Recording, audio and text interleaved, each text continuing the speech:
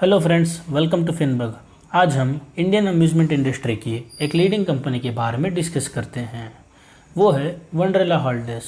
तो चलो शुरू करते हैं आज की amusement ride with Wonderla holidays. इस लेक्चर को हम 5 सिंपल पार्ट्स में डिवाइड करके समझते हैं। पहला, हिस्ट्री, इस कंपनी को किसने और कैसे शुरू किया।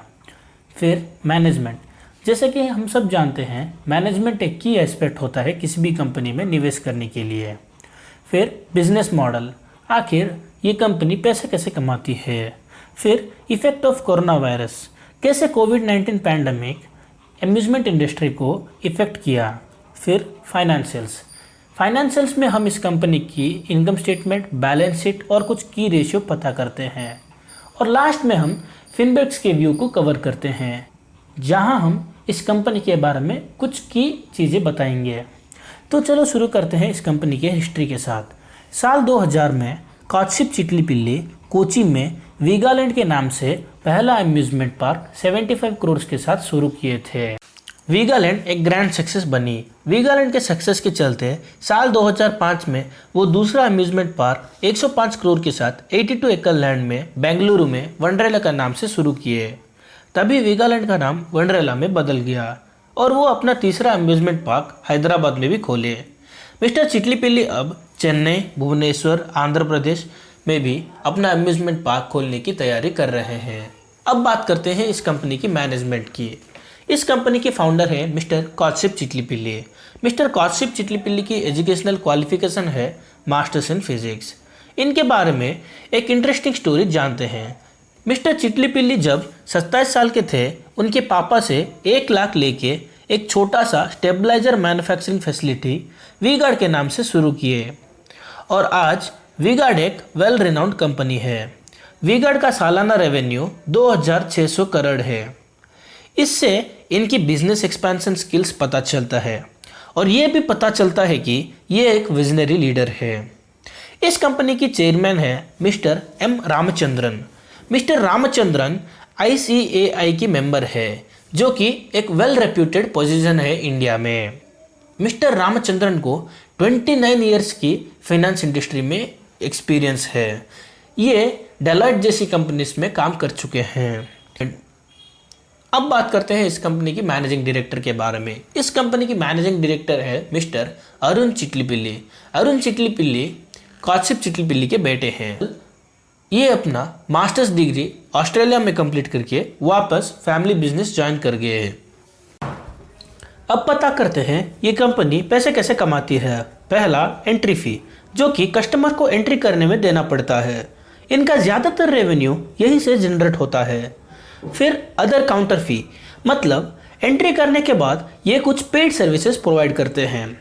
रूम रेंटल्स, बेंगलुरु में इनका रिसोर्ट बिजनेस है, जहां ये वेडिंग सेलिब्रेशंस और कुछ अदर इवेंट्स में रूम्स रेंट्स पे देते हैं। फिर वो रेडीमेड गारमेंट्स और पैक्ड फूड बेच के भी पैसे कमाते हैं। अब बढ़ते हैं इस कंपनी की शेयर होल्डिंग पैटर्न की ओर। 69.77% स्टेक इस कंपनी का प्रोमोटर के पास है, 11.33% स्टेक फॉरेन इंस्टीट्यूशंस के पास और 5.96% स्टेक डोमेस्टिक इंस्टीट्यूशनल इन्वेस्टर के पास और 12.96% शेयर इनका पब्लिक के पास है। जैसे कि हम देख पा रहे हैं, प्रोमोटर की मेजॉरिटी होल्डिंग पैंडेमिक के बावजूद कंसिस्टेंट है।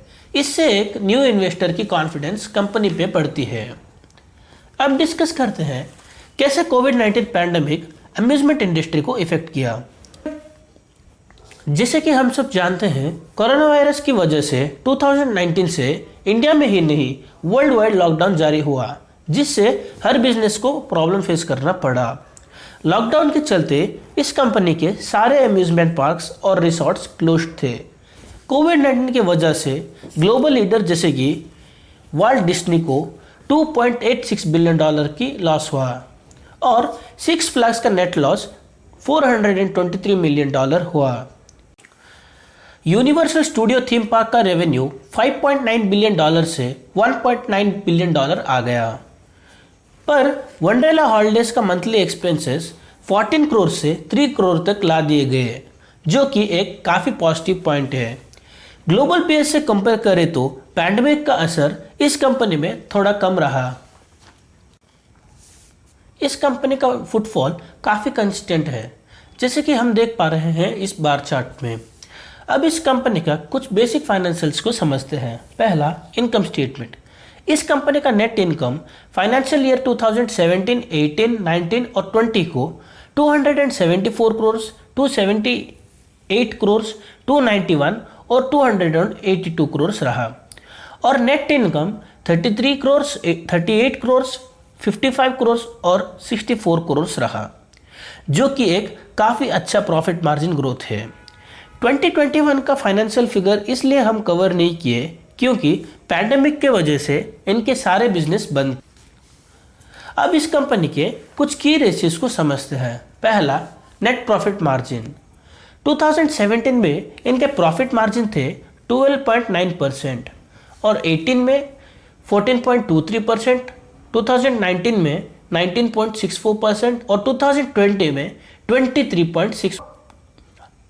नेट प्रॉफिट मार्जिन बहुत एसेंशियल होता है किसी भी कंपनी की फंडामेंटल एनालिसिस करते वक्त।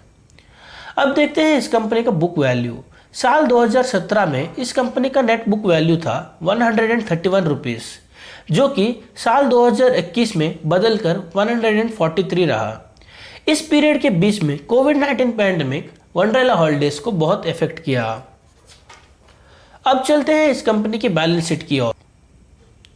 एज ऑफ 2021 इनके पास 753 करोड़ की रिजर्व एंड सरप्लस है। और सबसे इंटरेस्टिंग चीज, वंडरला हॉलिडेज एक डेट फ्री कंपनी है। वैल्यू इन्वेस्टिंग में debt free well managed companies को बहुत वेटेज दिया जाता है। अगर किसी भी कंपनी के पास कर्ज होता तो उनको उसके ऊपर ब्याज देना पड़ता है। अगर ये कंपनी के पास कर्ज होता तो लॉकडाउन के चलते उनके ऊपर बहुत प्रेशर पड़ जाता।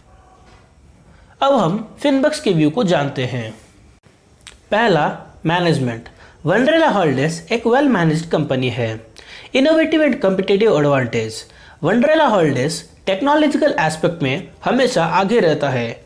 इनकी बेंगलुरु अम्यूजमेंट पार्क की रैंकिंग 2nd इन इंडिया और 8th इन एशिया है और कोची अम्यूजमेंट पार्क की रैंकिंग 6th इन इंडिया और 15th इन एशिया है और हैदराबाद अम्यूजमेंट पार्क की रैंकिंग 8th इन इंडिया है। Improve margin and debt free. हम इस लेक्चर में डिस्कस किए थे कि वंडरला एक डेट फ्री कंपनी है। हम ये भी डिस्कस कर चुके हैं कि डेट फ्री होने के नाते किसी भी कंपनी को कितने सारे एडवांटेज हैं और इनकी प्रॉफिट मार्जिन्स लगभग 23 to 24% है, जो कि एक की एलिमेंट होता है इस कंपनी का प्रॉफिटेबिलिटी दिखाने के लिए। Directly proportional to India GDP. Wonderla Holidays की ग्रोथ स्टोरी इंडिया के जीडीपी के साथ डायरेक्टली प्रोपोर्शनल है। जैसे कि हम सब जानते हैं, इंडिया ग्रोस एट नाइट।